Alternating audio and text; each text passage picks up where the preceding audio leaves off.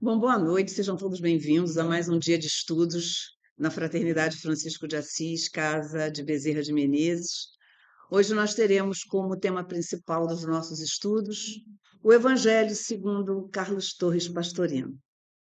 E como toda lição de Pastorino tem como um grande propósito, né, de despertar, né, de fazer com que nós tenhamos a mente voltada para a nossa evolução espiritual. Então é um tema muito interessante e espero que vocês se conectem, né, com essa proposta da aula de hoje. E iniciamos os nossos estudos sempre com exercícios, né? Eu gosto dessa palavra exercício, porque eu acho que a vida inteira da gente a gente precisa exercitar. A gente exercita a fala, exercita beber água mais, né? Que é uma coisa que a gente tenta, né, no nosso cotidiano, beber pelo menos 2 litros de água, que é primordial para o funcionamento do nosso corpo, já que somos 70% água, né? E desperdiçamos água o tempo todo e não conseguimos repor. Então, é um exercício a gente ter a nossa atenção voltada para o nosso aprimoramento, né, em todos os sentidos. E falei de exercícios, nós vamos lembrar do nosso trabalho de meditação. E muitos, às vezes, dizem que meditar é muito difícil, e não é fácil. Meditar, ter uma mente focada num único ponto. Porém, se a gente parar para olhar um relógio e verificar o tempo que o ponteiro dos minutos leva para fazer 1 minuto, a gente vai botar a mão na cintura e dizer assim: nossa, esse ponteiro parece que não quer andar. Então, 1 minuto é um tempo muito grande quando a gente presta atenção no que representa 1 minuto. Então, nós podemos fazer a nossa meditação em 1 minuto, já que 1 minuto leva um tempo, né, nosso de gasto grande, né? Então, nós podemos fazer esse exercício, como a casa nos propõe, através do triângulo, né, que é um símbolo geométrico da nossa geometria sagrada, composto do nosso corpo. O nosso corpo também é composto de triângulos, né?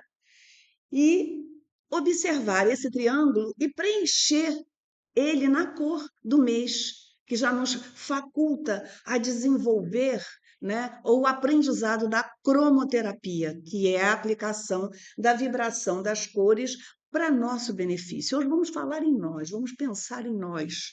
Um dia específico para a gente, ou melhor, um momento, né, específico para a gente se olhar. E eu costumo fazer esse exercício me lembrando das propriedades da cor e do benefício que ela traz para mim, o que ela representa no meu dia a dia. Eu preciso dessa cor? Eu preciso dessa cor para quê? Para me trazer alegria. Então, esse triângulo, quando eu olho para ele de manhã cedo, não tem como eu não dar um sorriso, porque ele representa a nossa alegria de viver, de estar aqui, o nosso agradecimento a Deus. Não é assim que a gente faz de manhã? Agradece a Deus pela oportunidade de ter acordado, de estar com os nossos sentidos ativos. Então é sorrir. Aí eu lembro, né, dessa alegria que a gente precisa ter para vivenciar o que a vida vai nos proporcionar ao longo do dia. Além disso, o exercício do triângulo, a gente sempre orienta que a gente projete ele na nossa testa, na direção do nosso chakra frontal, para estimular 2 glândulas importantes que nós temos no cérebro. A hipófise e a pineal, também responsável pelo nosso desenvolvimento espiritual.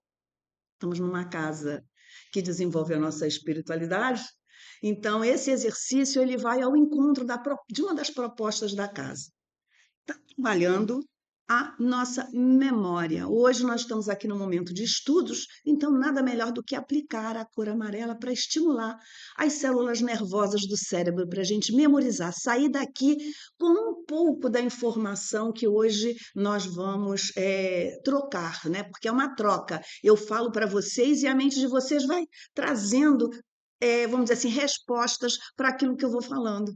Ah, é isso mesmo, é isso que eu quero. Ai, que legal, isso é novo, eu não sabia, né? É uma conversa, a gente às vezes não para pensar, mas a gente faz essa conversa, esse diálogo, né? E quando nós usamos o amarelo para o aprimoramento dos nossos estudos, a gente está ativando as células nervosas do cérebro. Acho que a gente estuda, que a gente busca trazer a informação, captar a informação, a gente aplica o verde. Que o verde, o que é que ele faz? Ele vai acalmar, ele vai equilibrar uma cor que é quente, que é uma cor de movimento. Então, toda vez que a gente utiliza o vermelho, o laranja ou o amarelo, após a aplicação da cor, a gente joga, né? A gente visualiza banhado naquela cor verde para gerar o equilíbrio. Então, para o aprendizado, o amarelo, na hora de fazer a prova ou a entrevista, né? A gente aplica a cor verde para dar equilíbrio e para a mente poder se expandir e trazer aquela informação que a gente armazenou. Além disso, o amarelo é uma cor também importante para a gente lembrar que quando a gente tiver algum órgão nosso que esteja preguiçoso para funcionar, aplicar o amarelo, porque ele vai gerar esse movimento dentro do órgão. Para o pulmão, no momento, no caso de bronquite, além do laranja, a gente pode aplicar o amarelo. Para a prisão de ventre, a gente pode aplicar o amarelo. Para um fígado, que a gente comeu algo que não caiu muito bem, vamos aplicar o amarelo para o fígado poder funcionar e liberar as substâncias necessárias para fazer, né, para ajudar nesse processo de queima, né, de liberação. O que mais que a gente pode pensar? Nas contraindicações, já que eu falei que é uma cor quente, né? Insônia não se deve aplicar o amarelo, pessoas extremamente nervosas também não se deve aplicar o amarelo, né? A gente utiliza uma outra cor que faz um trabalho semelhante, que é o índigo. O índigo também, ele possui um pouco do vermelho, que é uma cor quente, uma cor de movimento, que vai ajudar também a fazer essa, vamos dizer, essa substituição do amarelo para as pessoas que estiverem dentro desse quadro de muito denso, né, extremamente nervoso. E toda cor aqui na nossa casa, ela tem uma virtude. E a virtude desse mês é a tolerância. E como eu mencionei que eu falei, hoje é um dia que a gente tem que voltar para nós, para o nosso aprimoramento. Então vamos pensar em tolerância conosco, né? O que eu preciso tolerar mais em mim? O que eu preciso entender que eu ainda não aprendi e que eu tenho que me cobrar, mas de forma amorosa? Fica um questionamento, né? Mas também posso passar para vocês que essa tolerância do lado de fora, né? Com o outro, a tolerância religiosa, a tolerância de atitudes, a tolerância de palavras, a gente precisa pensar que o outro ainda está em fase de aprendizado. E eu não tenho que ficar me incomodando com a atitude do outro, eu tenho que me incomodar com a minha, porque a minha eu posso mudar. A do outro depende dele querer ou não. Então, pensem na tolerância nesse aspecto, para trazer mais vigor, mais, sabe, mais ímpeto de realizar conosco. Uma proposta sempre conosco. E agora nós vamos ler o Bhagavad. Vamos verificar se o Bhagavad desperta em nós também esse cuidado que a gente precisa ter. Nós estamos no capítulo 12, que se chama Bhakti Yoga. União pela devoção. E aqui aquela devoção é aquele apego sincero, fervoroso. E no Bhagavad nós temos o preâmbulo que nos orienta sobre o restante da lição. Ele diz assim: a verdadeira religião, lembrando que religião é religação, né? A verdadeira religião é a união da alma individual com Deus, o Espírito unificado. E de nós nos lembrarmos que essa conexão com Deus, ela é individual. Ninguém faz isso coletivo, com um amigo, com um marido, com um filho, porque cada ser está numa etapa do seu processo de evolução. Então a gente não pode obrigar que ninguém entenda da mesma forma que nós. Isso também é tolerância, tá bom?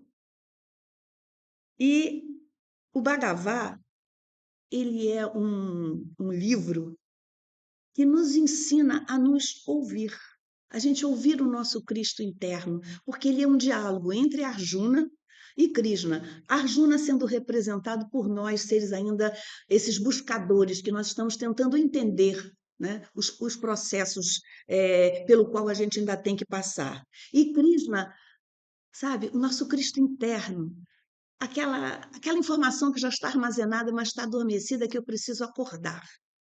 Então, Arjuna, para a gente poder passar para o item 15 da noite de hoje, vamos ler o primeiro item, porque ele vai nos facilitar o entendimento. Arjuna pergunta assim para Krishna: dos que desejam estar sempre contigo e com amor meditam em ti pelo processo indicado, e que processo indicado é esse? Ao longo desses 11 capítulos anteriores, Krishna vem buscando chamar a atenção de Arjuna, né, sobre a presença de Deus na vida dele. E ele passou o tempo todo querendo ver Deus do lado de fora. Só no capítulo 11 é que ele entende que ele tem que ver Cristo, Jesus, ou o próprio Krishna, né, porque são representações dentro dele próprio, né? Então, por isso que ele diz, pelo processo já indicado. E daqueles que meditam no indestrutível e manifesto, pois quais são desses, né? Quais são os melhores yogis, ou seja, quem são aqueles melhores buscadores de quem é Deus? É essa a pergunta que Arjuna faz para Krishna. Quem sabe buscar Deus? Aí no item 15, que é o item da noite de hoje, Krishna está respondendo a Arjuna: amo aquele que não tem cuidados mundanos, não teme o mundo e não é tímido. Quem é livre de turbulência, da cólera, impaciência e medo, e não se entrega à tristeza nem à alegria excessiva, ou seja, aquele que já busca fazer a reforma íntima. Yogi, né, que Krishna menciona para Arjuna, esse perfil de yogi. No 16, Krishna continua explicando: amo aquele que não tem preconceitos, é justo e puro, imparcial, confidente, livre de toda ânsia e nunca se desespera. Aí a gente volta a falar que é tolerante. O último item dessa noite, Krishna ainda diz: amo aquele que não se apaixona nem odeia, não se entristece nem cobiça, e desapega-se das ações, tanto boa quanto os mais. Aí a gente lembra de uma outra virtude, o desapego aos frutos das ações. Então, aquele que já passou por todo esse processo, né, ele sim é aquele yogi que vai fazer esse caminho de reconexão com o ser crístico que habita dentro dele. Tá? E agora, então, nós vamos fechar os nossos olhos, vamos fazer a nossa prece.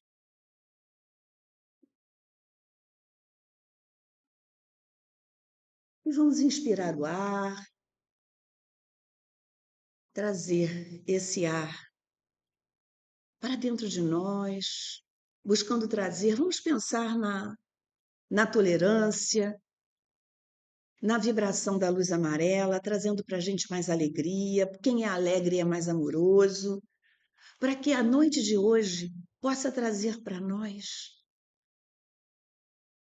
sensações de que nós podemos sim, como vamos ler daqui a pouco, vamos fazer brilhar dentro de nós essa luz crística, para que nós possamos alcançar tudo aquilo que é nosso por direito divino.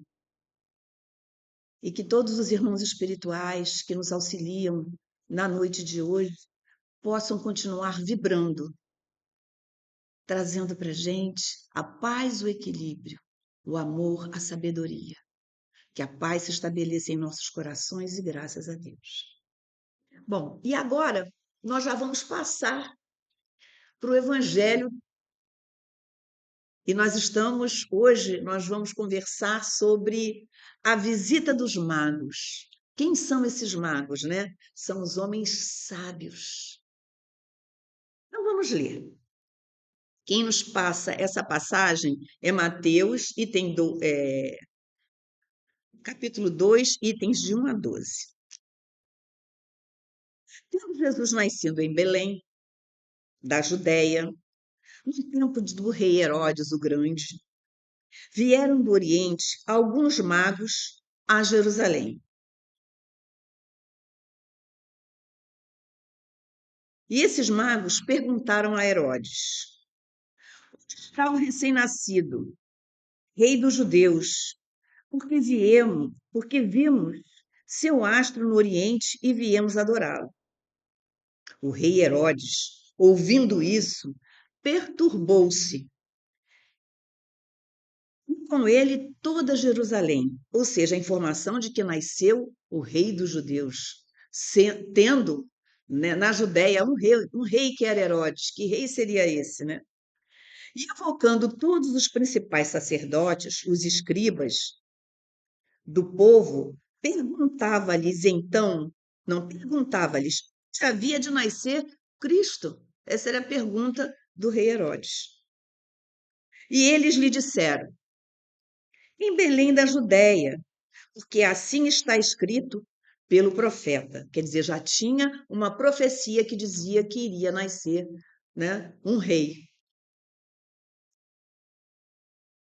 Tu, Belém, terra de Judá, não és de modo algum o menor entre os lugares principais da Judéia, porque te sairá um condutor que há de pastorear meu povo de Israel. Então, Herodes questiona, né? Foi nascer na Judéia, mas num localzinho tão pequenininho.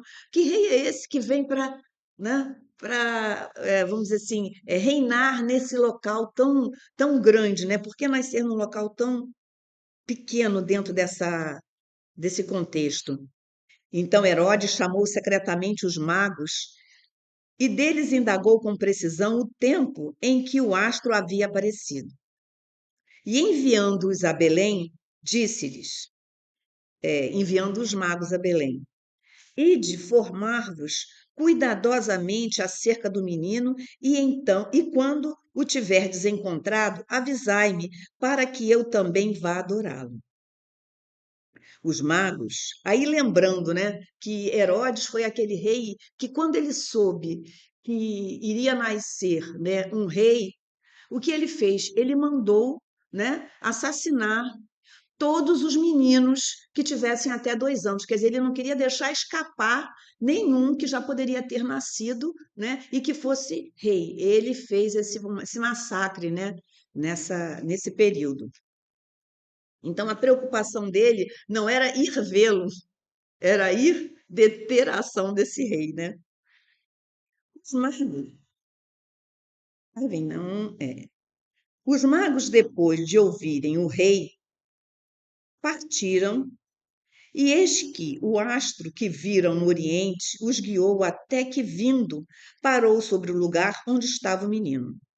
Ao avistarem o astro, ficaram grandemente alegres. E entrando na casa, viram o menino com Maria, sua mãe, e prostrando-se o adoraram. Abrindo seus cofres, fizeram-lhes ofertas de ouro, incenso e mirra. E recebendo eles a resposta no sono, que não voltassem a Herodes, seguiram para outro caminho, para outra terra. Então, os magos não obedeceram a Herodes e não avisaram aonde o menino havia nascido. Essa é vamos dizer assim, a história literal, né, que Mateus conta, mas que Pastorino nos faz entender através da representação das palavras, né?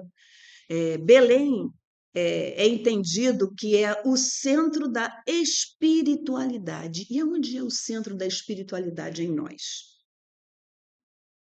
Aonde mora a centelha divina, né? O centro da nossa espiritualidade é em nosso coração. Então, vocês busquem entender que esse nascimento, não figurativamente, é o nascimento do Cristo dentro de cada um de nós. É esse despertar que a gente precisa ter. Mas como é que isso acontece? Aí, Pastorino vai e ele dá uma explicação. Ele diz para a gente o seguinte: e como em Belém tem esse centro espiritual, quem se dirige a ele é quem se acha apto a receber o aprendizado. E esse aprendizado é passado por um grupo chamado de essênios, um povo chamado de essênios. E os essênios, eles tinham um hábito, eles viviam em caverna. E o que é viver em caverna? É olhar para dentro de si, que é isso que a gente precisa fazer. Pastorina nos chama a atenção, olhem para dentro de vocês. E esse povo também vivia em comunidade, quer dizer, eles não queriam que esse crescimento, esse aprendizado fossem só deles, eles queriam também que isso se expandisse, que o povo entendesse a presença de Deus, aonde essa presença se faz, né? O Pastorino vai um pouco mais à frente, lembrando que Herodes ele representa o mundo material. Então, ele coloca para nós que a gente, às vezes, não consegue perceber a presença do Cristo em nós, porque nós ainda estamos muito na matéria, né? Nós precisamos, sim, trabalhar, ter o nosso dinheiro, pôr o alimento em casa, é roupa, é pagar as dívidas, precisamos, sim, mas a gente não pode estar apegado a ele, né? Nós precisamos dele, mas ele não é o essencial para a nossa evolução espiritual. Então, né, relembrando, Jesus nasceu em Belém, né, no tempo do rei Herodes. Então, o que que acontece? É a época em que o Cristo nasce em nós, nesse momento todo turbulento, e que nós temos que entrar dentro de nós, dentro da nossa caverna, para poder entender ele, para poder fazer ele brilhar. Porque o que que aconteceu com os reis magos? Os reis magos, eles eram sábios, eram homens, né, que estudavam astrologia. Por isso eles viram a luz do Cristo, né? E essa luz todos nós podemos deixar brilhar e ser vista. No momento em que vamos olhar lá para o estudo da iniciação, que a gente cuida do corpo físico, cuida do corpo astral, cuida do corpo emocional. E a gente vivencia as questões da personalidade, passa para a individualidade e vê a luz, e deixa essa luz resplandecer dentro da gente, para que esses seres espirituais que a gente estava falando também na iniciação, eles venham e nos ajudem. Porque o que que os três reis magos deram de presente para o Cristo? Ouro, incenso e mirra. O ouro representando a sabedoria. O incenso que é diáfano, demonstrando a devoção a Deus. O que Arjuna vinha buscando e o que o Krishna vinha dizendo para ele que para poder encontrar o que deve fazer, né? E o outro item é a mirra, né? Que representa a renúncia dos frutos da ação, tolerância. O que mais que a gente pode falar? Sermos pessoas mais gratas à vida, não querer, dentro da tolerância, não querer mudar o outro, mudar a si, para que a nossa luz possa se fazer presente. É isso que essa visita representa. E como nós temos que fazer, você viu como Pastorino mostra para nós a importância desse mergulho interno, porque esse mergulho é um batismo, né? É o batismo fazendo com que nós possamos dar os saltos que a gente precisa. Então, eu achei assim, muito interessante que, de uma forma muito singela, ele reforça todos os estudos que a gente vem fazendo na casa, né? Trabalhando desde a nossa primeira quinta-feira, né? Que o livro que se apresenta para nós é justamente esse, nós conhecermos quem nós somos, os corpos que nós possuímos, que nós não somos só esse corpo físico, e como a gente tem que cuidar desse corpo físico para a nossa luz brilhar, para os magos poderem nos ver e nos ajudar nessa jornada, né? Que é uma jornada que requer o quê? Cuidado. Cuidado com o que a gente pensa, cuidado com o que a gente fala, cuidado com as nossas atitudes. Cuidado com o nosso corpo físico, porque o que representa é isso. No momento que a gente tem esses cuidados, o nosso corpo físico, ele recebe toda essa influência, toda essa energia. E somos energia, né? Somos energia em movimento. Então, se ela está em movimento, vamos pensar que a fé sem ação não é nula. Então, vamos agir. Não vamos ficar só sentados. Vamos ir ao encontro daquilo que representa para nós um padrão de felicidade, de alegria. E a gente volta a falar do triângulo amarelo, né? Então, vocês vejam como os nossos estudos, eles fazem um elo, né? E que nós temos, assim, muitas informações preciosas e que deixamos elas se perderem em preciosismos. Às vezes, os preciosismos que a gente tem na vida nos atrapalha a encontrar, né, esses seres através de deixar a nossa luz fluir. Né? Então, esse são as informações que Pastorino nos deu, que o Bhagavan reforçou, que a nossa apostila Iniciação nos estimula a cada dia olhar para nós. Enquanto a gente não der um mergulho, não realizar esse batismo, a gente vai passar a vida passando desapercebido por grandes oportunidades. Tá? Então, nós vamos terminar esse nosso momento fazendo a nossa oração, agradecendo ao Pai essa grande oportunidade de estarmos aqui, de termos encontrado essa casa, né, que é simples, mas ao mesmo tempo trabalhoso, né, modificarmos. Nós chegamos aqui puros, né, e o tempo foi passando e a gente vai, sabe, se apegando ao que a gente não deve mais se apegar, deixando de amar, de compreender e de respeitar os nossos próprios limites, tá bom? Então vamos fechar os nossos olhos para a gente fazer o nosso agradecimento.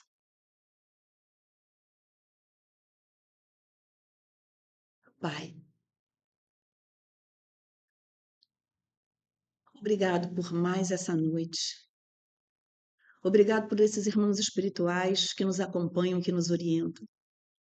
Que nós possamos, Pai, sair daqui bem melhor do que aqui chegamos e que possamos dar os grandes passos que precisamos em direção à nossa evolução espiritual. Agradecemos a Francisco de Assis, a Bezerra de Menezes, a nossa Mãe Maria, ao nosso amado Mestre Jesus, esses irmãos que vibram para que nós possamos deixar a nossa luz brilhar. Que a paz se estabeleça em nossos corações e graças a Deus.